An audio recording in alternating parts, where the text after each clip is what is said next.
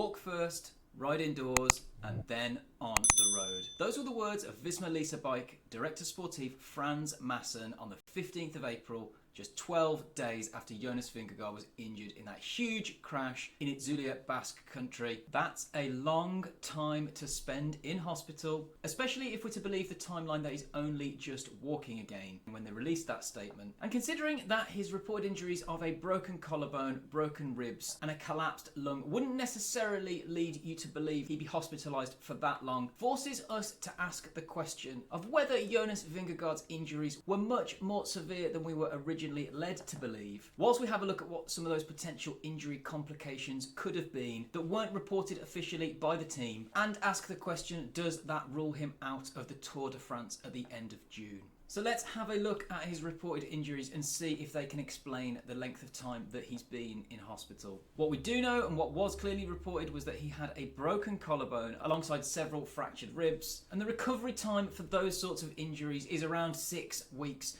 going a little bit longer for the collarbone. But that being said, those sorts of injuries wouldn't really require a lengthy hospital admission, especially not of anything up to that sort of length. And most injuries like that will be treated as an outpatient. He was also reported to have a lung contusion and pneumothorax, which in everyday speak is essentially like a large bruise on the lung, which can impact a person's breathing, and a pneumothorax is more commonly known as a collapsed lung. And whilst those injuries are very serious, the usual hospital admission treatment length time for them wouldn't be too long. Most lung contusions go away on their own within around a week. For more severe cases in which a person's breathing is affected, oxygen or even ventilation may be needed, and those with severe pulmonary contusions may have too much fluid on the lungs. Treatments for that can include oxygen therapy, pain medication, and in some cases fluid drainage, surgery to repair the damage, and even mechanical ventilation. So it's entirely possible if Jonas had one of those more serious contusions that he would need the more extreme treatment, including things like fluid drainage and mechanical ventilation, which might explain the nearly 2-week period that he was admitted for. However, it's more likely that the collapsed lung had some complications that caused that time to be extended. A small pneumothorax may heal on its own, however those that are slightly worse are treated by inserting a needle or a chest tube between the ribs to remove the excess air, and in really bad instances could include something called a pleural vent, which is essentially a drain inserted into the upper part of your chest wall. When it does require treatment, some of the more extensive options include a pleural vent, where a small chest drain is inserted into the upper part of the chest wall. This allows the air to then escape from the chest. It is inserted under local anaesthetic, and patients can return home shortly after it has been put in. So that one wouldn't really necessarily explain the lengthy time, as it says patients can return home having had that treatment. However, there's also an option called a chest drain, where a small plastic tube is inserted between the ribs, and this stays in place for about 48 hours. That's a bit more extensive. That might explain the longer time span that Jonas was in hospital, but that does mean that if he did have that, it was quite a serious collapsed lung that required that sort of intervention. Usually the sort of healing time for a collapsed lung is around 1 week or so. So again, probably going a little bit on the long side of what we would expect to see Jonas hospitalised for. Very occasionally, the tear in the lung does not heal. In this situation, they may apply suction or may even consider asking chest surgeons to do an operation to try and find the damage to the lung and repair it. So it's possible that that's something that impacted Jonas and it wasn't healing on its own and he had to have surgery to repair it. That would definitely explain the longer timeline that he was having to spend in hospital. We can also see from the photograph that Visma lease-a-bike released on Twitter when Jonas was discharged from hospital that he seems to have some fingers wrapped up. That to me looks like broken fingers, and that was in fact confirmed by Frans Maassen when they released an updated statement on Jonas's condition. With the full statement from Frans Maassen reading, he had a puncture in his lung, that was his main problem. He also had a broken collarbone, several ribs broken, and also broken a finger. But the most delicate problem was the puncture in the lung. I'm not a doctor, but we have to see in the next few weeks what is possible, and then we start new plans. He's going to walk first, ride indoors, and then on the road. That's the procedure, but I can't say anything about when.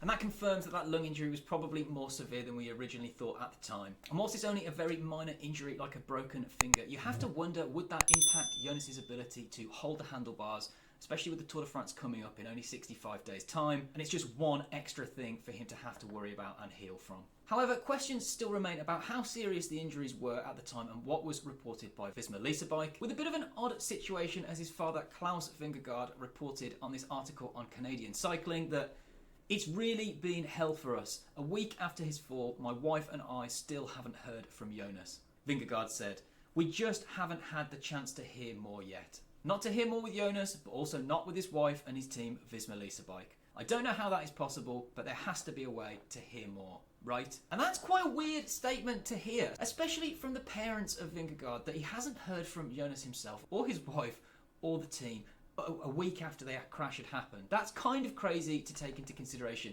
and maybe tells you something about just how serious the extent of Jonas's injuries were, that the team was keeping that as confidential as possible whilst assessing the extent of his injuries. Visma lease-a-bike are quite rightly so very protective around Vingegaard's privacy, and you could see why, especially with the pictures of him being delivered oxygen straight after the crash. But it does seem very strange that they wouldn't even reach out to Jonas's parents to let them know how he was doing. When it comes to other wild speculations, we can make another one. It really does look to me like the picture that was released by the Visma lease-a-bike Twitter when he was leaving the hospital. I'm not sure if it's the lighting, I'm not sure if it's the shadows, maybe it's a weird filter, but it looks to me like his forehead is really swollen and bruised, which might imply to me that he actually hit his head when he went down, and they neglected to mention that in the injuries. And you can kind of understand if that is the case, especially with things like concussions. If that is the case and his forehead is still swollen nearly 2 weeks after the crash, he must have taken quite a serious impact. But from one photo, it's really hard to get a good opinion on this either way. Like I said, it could definitely be just lighting or a bad angle.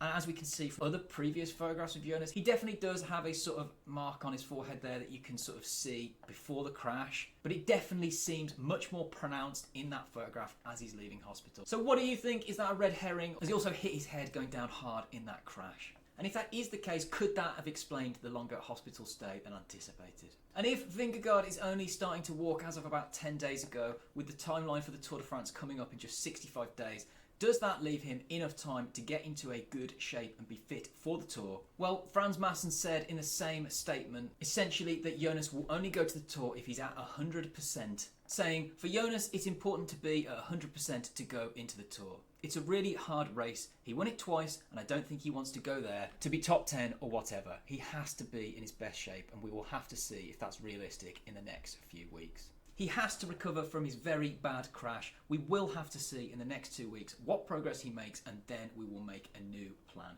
Jonas is a special guy. He may recover quickly, but as I said, I'm not a doctor, and it's far too early to make a decision." I think that's a pretty fair assessment from Maassen. With only 65 days, is it going to be just too soon a turnaround for him to be 100% fit? Only time will tell, and Visma lease-a-bike have confirmed that he will miss his altitude training camp that was planned for May, which is to be expected, but then you also have to consider how his preparations will be affected if he's not going to those training camps. And that being said, Vingegaard at 90% is still better than almost every other rider in the world, and he may look at the situation, see that the other top riders were also injured, also involved in that crash, and that Pogacar has just done the Giro and then Tour double, and he may decide that he's still going to ride even if he's only at 90% if he thinks that he can win.